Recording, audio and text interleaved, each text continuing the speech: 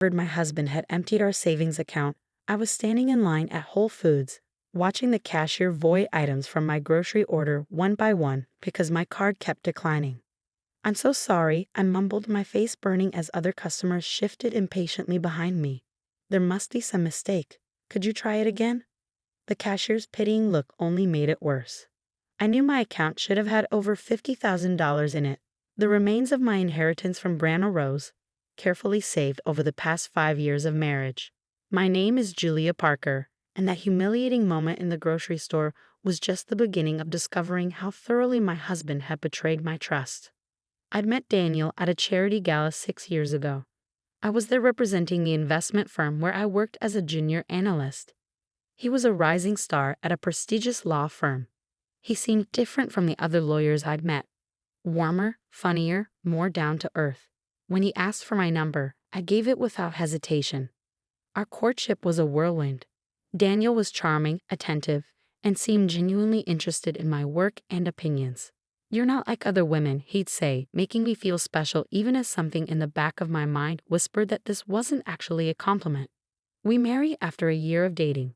The wedding was everything I dreamed of, paid for mostly by my grandmother's inheritance. She'd passed away just months before I met Daniel, leaving me a modest but significant sum. "You've always been the practical one," she told me during one of our last conversations. "Promise me you'll invest this wisely, make it grow." I nodded, holding her frail hand. "I promise, Grandma." And I have been practical. At first, I kept most of the inheritance in a separate savings account, using only a small portion for the wedding and our first home's down payment. Daniel had his own money from his law practice, and we agreed to maintain some financial independence while sharing household expenses. The problem started subtly. Daniel would talk about investment opportunities that seemed too good to be true. "It's a sure thing," he'd say, eyes bright with excitement. "We could double our money in months." I'd express skepticism, drawing on my financial background to point out the risks. He'd grow defensive, accusing me of not supporting his ambitions. To keep the peace, I'd eventually agree to small investments, always from our joint account, never from my inheritance. Some of these ventures paid off, feeding his confidence. Others failed, but Daniel always had explanations that shifted blame elsewhere. Still, we were doing well enough that I didn't worry too much. His law practice was thriving, and my career at the investment firm was advancing steadily. Then came the day he discovered online poker. It started innocently enough, a few games in the evening to unwind after work. I didn't think much of it at first. Daniel had always been competitive, and this seemed like a harmless way to channel that energy. But soon he was playing every night, sometimes until dawn. He'd skip dinner, forget appointments, and snap at me if I suggested he take a break. The laptop screen's glow became a constant presence in our bedroom, accompanied by the soft click of keys and occasional muttered curses. "You're working too hard," he'd say when I expressed concern about his late nights. "I'm just having a little fun. Besides, I'm actually pretty good at this." I wanted to believe him. I wanted to trust that my Harvard-educated lawyer husband knew what he was doing. But the signs were there if I'd been willing to see them. The credit card bills started climbing. Small charges at first, $50 here, $100 there, all to online gaming sites. Then larger amounts. When I questioned them, Daniel would grow defensive. "I earn good money," he'd say, his voice taking on that edge I'd learned to dread. "I can spend it how I want." But it wasn't just his money he was spending. I discovered he'd been moving funds from our joint account to cover his gaming losses. Still, the inheritance account was separate, secure. Or so I thought. What I didn't know then was that while I'd been working late one night, Daniel had found my banking information. He'd watched me enter my passwords enough times to guess them. And once he had access, the temptation proved too strong. The scene at Whole Foods was just the beginning.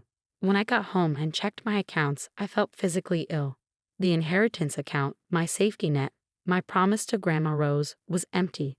Every penny transferred to various gambling sites over the past month.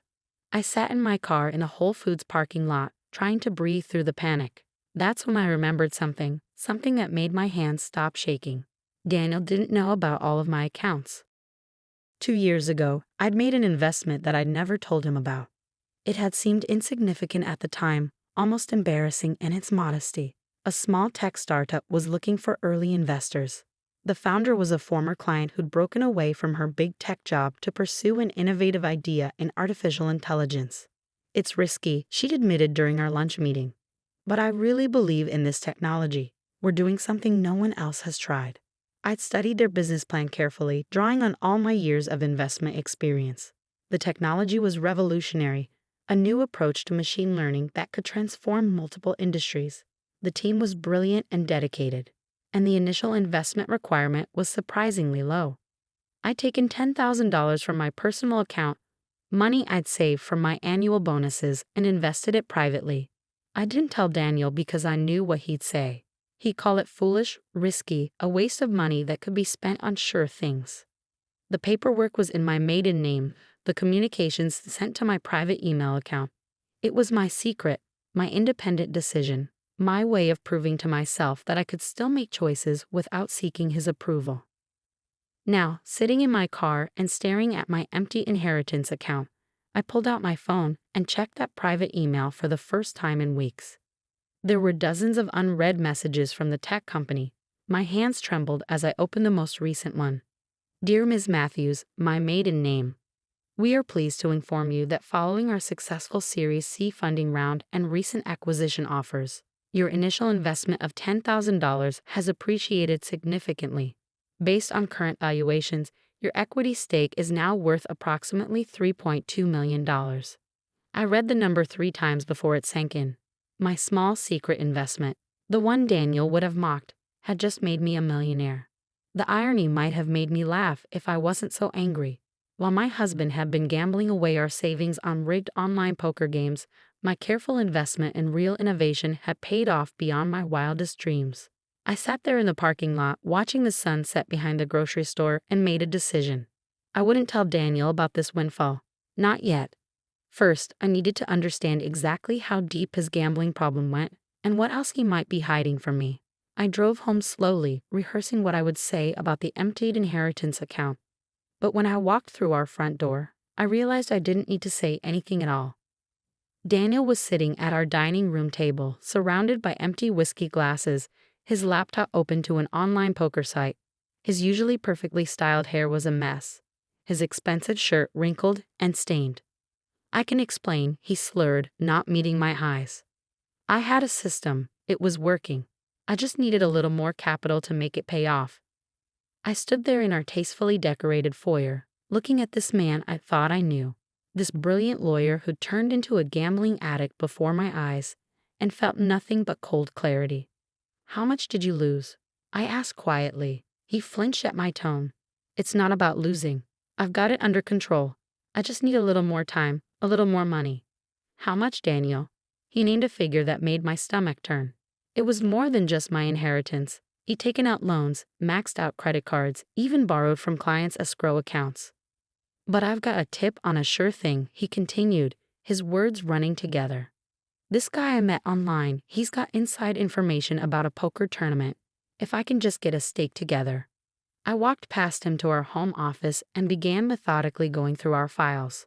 The more I dug, the worse it got. Our mortgage was months behind. The car loans were in default. Even our health insurance had lapsed. Daniel followed me, still talking, still making excuses. It's my money to lose, he said at one point, his voice taking on that familiar defensive edge. I earned it. I work hard. You don't understand how these things work. I turned to face him, this man who gambled away not just our savings but our future, and felt a strange sense of calm. You're right, I said softly. I don't understand how these things work. I only understand solid investments, careful planning, and actual business strategy. You know, the boring stuff. He didn't catch my sarcasm. He was too busy pulling up his laptop, trying to show me his system for beating the odds at online poker. I left him there, stumbling through explanations of betting strategies and inside tips, and went upstairs to our bedroom. In the back of my closet was a small fireproof safe that Daniel didn't know about. Inside were copies of my most important documents, including the original investment agreement for the tech startup. I took everything to my car, along with enough clothes for a few days. Daniel didn't even notice me leaving. He was too absorbed in his poker game, chasing another loss with money we no longer had. I spent that night in a hotel, methodically making lists and planning my next steps. My investment firm background proved useful. I knew exactly how to document financial fraud and protect assets. The next morning, I visited 3 banks. At the first, I opened a new account in my maiden name. At the second, I transferred my tech investment proceeds as soon as it cleared. At the third, I retrieved everything from our joint safe deposit box, including the jewelry Grandma Rose had left me, which thankfully Daniel didn't know about. Then I called Amanda Torres, a divorce attorney I'd met at a women's leadership conference last year. She listened quietly as I outlined the situation. The gambling, the hidden debt, the theft from client accounts. This is serious, Julia, she said.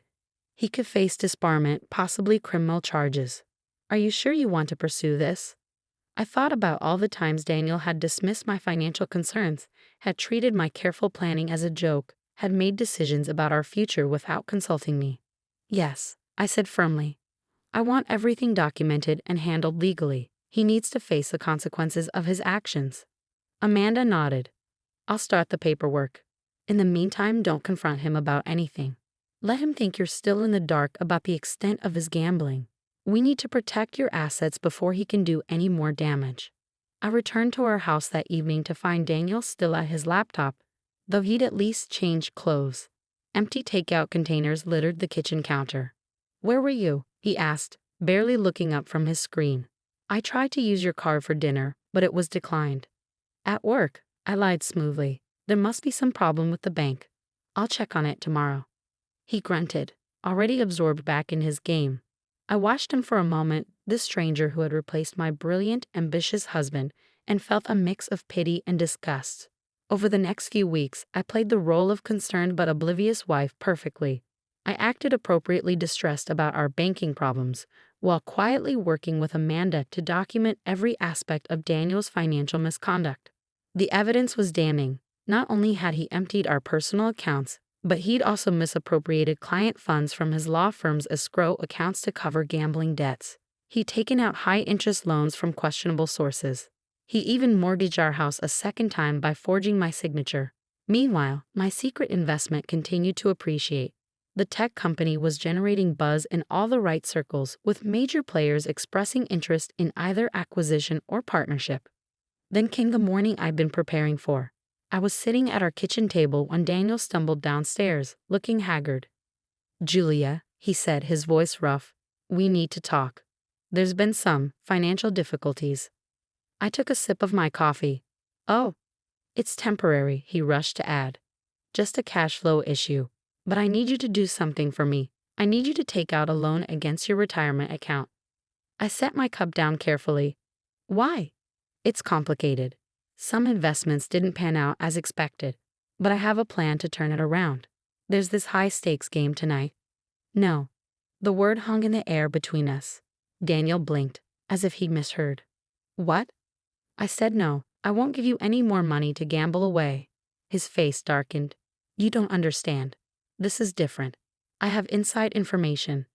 Like you had inside information about the last game, and the one before that. How much have you lost, Daniel? Do you even know? He stared at me, realization slowly dawning. You've been checking up on me. Someone had to. Since you clearly lost the ability to distinguish between gambling and investing. It's my money, he shouted, mask finally slipping. I earned it.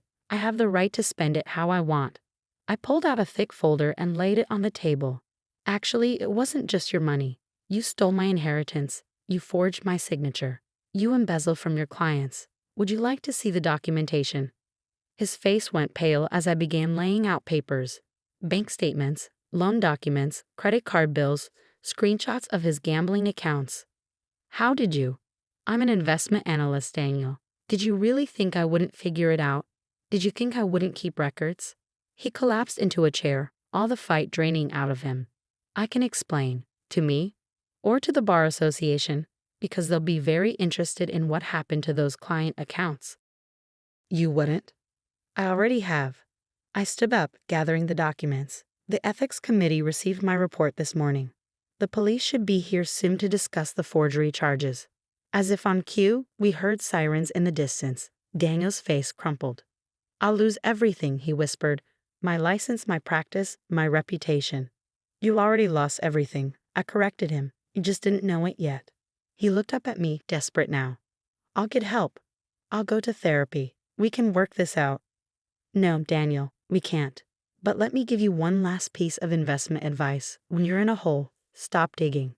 The police arrived moments later. I watched from our front porch as they led him away, still protesting that he could explain everything. My phone buzzed. An email from the tech company. Another major firm had made an acquisition offer. My investment was now worth close to $5 million. Over the next few months, Daniel's life unraveled exactly as expected. He was disbarred. Criminal charges were filed. Our house went into foreclosure due to his secret second mortgage. But I was prepared. I'd already found a beautiful condo in a quieter part of town. I transferred to a new position at my firm, heading up their tech investment division. Life was moving forward.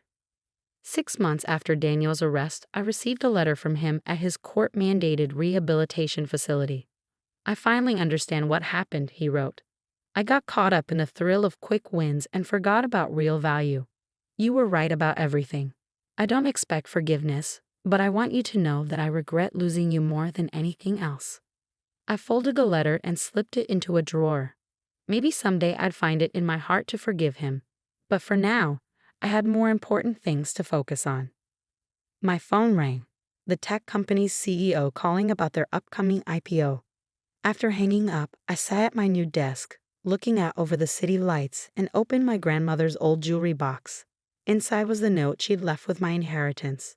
Remember, dear one, true wealth isn't about quick gains or lucky breaks. It's about patience, wisdom, and believing in real value. Never let anyone tell you your cautious nature is a weakness. In the long game, the careful investor always wins. I smiled, touching her familiar handwriting. You were right, Grandma, about everything. Last week, I saw Daniel's name in the paper. He completed his rehabilitation program and was working as a paralegal at a small firm. Unable to practice law but trying to rebuild his life. The article mentioned he was still paying restitution to his former clients. Meanwhile, the tech company went public. My initial $10,000 investment, the one Daniel would have ridiculed as overly cautious and boring, is now worth over $12 million. I've started a foundation in Grandma Rose's name, providing investment education and support for women leaving financially abusive relationships. We teach them about more than just money. We teach them about value, self-worth, and the power of trusting their own judgment. Sometimes I think about that day in Whole Foods, watching the cashier void my groceries while my card was declined. I remember the shame, the confusion, the helplessness. But mostly, I remember the moment I decided to take control of my own destiny. Daniel's gambling addiction destroyed his life, but it also freed me to build something better. In trying to break me, he only proved what I'd known all along. That slow, steady growth beats quick wins every time. Yesterday, I received another acquisition offer for my